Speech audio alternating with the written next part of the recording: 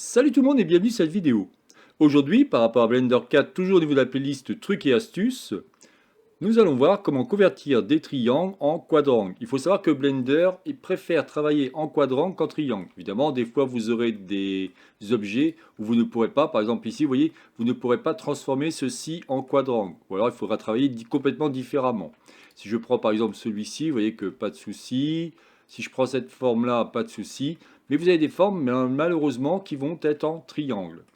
Alors ça peut être très souvent arrivé, par exemple, si vous récupérez, j'ai souvent des clients ou des clientes qui me demandent en fin de compte comment récupérer un fichier STL, et très souvent ce fichier STL va être triangulé, puisque ça dépend des logiciels, certains ça ne dérange pas, comme par exemple SketchUp ça ne va pas le déranger, mais dans le cas de Blender, il préfère ce qu'on appelle les quadrangles.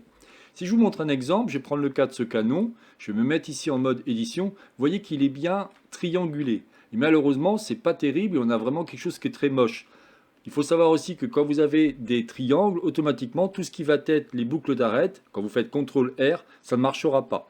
Là, si je fais un CTRL R, vous avez vu, on a un espèce de point qui apparaît, mais c'est tout ce qui apparaît. Donc on ne peut rien faire.